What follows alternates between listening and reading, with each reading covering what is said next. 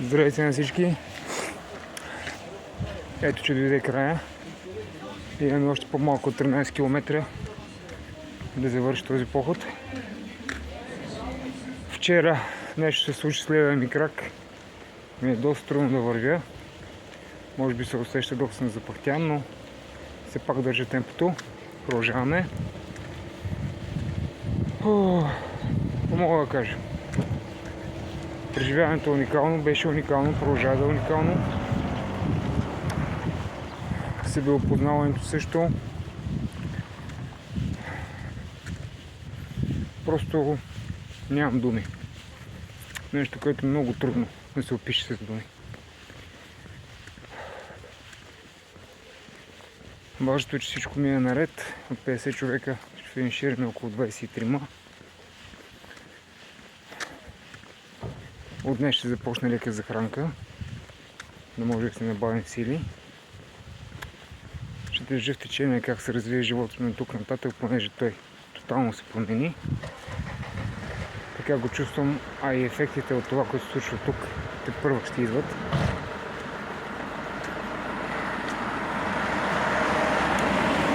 Чувствам се, че все едно спирам да мисля. Чисто и просто фалшивия ми така наречен ум, който постоянно, както знаем всички, жестикуляза, така наречените, и циркулира всякакъв вид мисли. През това време, през повечето време той нямаше власт над мен. Чисто и просто се получи натурално едно присъствие, чисто присъствие, чисто осъзнатост. Хубавото на това, което се случи тук е, че искаш, не искаш, духовността ти се проявява и взема място много по-сериозно и адекватно в твоя живот. Истината е, че с това, което преминахме тук, всички се доказа и ние го доказахме, ние сме чисти свидетели. Може да свидетелстваме навсякъде за това нещо, че премахвайки за определен период от време физическата храна, енергията, която печелим, се трансформира в нещо много чисто, много силно, много реално. Някакси бих споделил, че даваме възможност на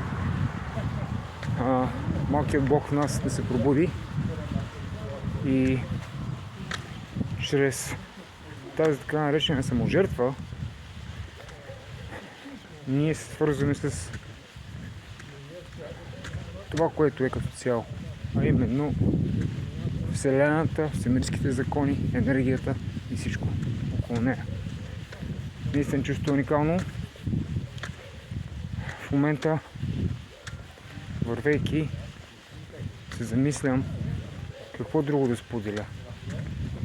Да, мога да споделя, че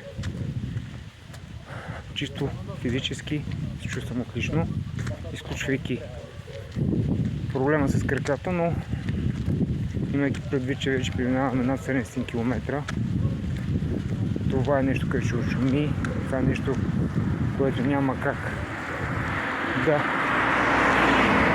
вземе превесието и откаже от това, което се случва тук в момента, това, което ние де-факто вече спечелихме.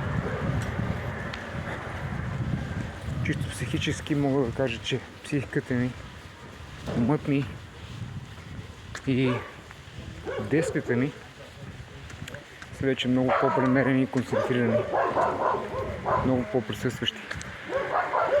Чисто духовно мога да кажа, че усещам един прекрасен мир вътрешен, който се получи по този съвсем натурален начин. Вярвам, че това, което се случи тук през тези 20 дена, ще поставя началото на нещо добро. То като цяло само по себе си това е добро, въпреки че може би на този етап от нашите животи като цяло, от средата, в която живеем, може би ще е трудно прието, но във времето аз вярвам, че това ще добива се по-голяма популярност.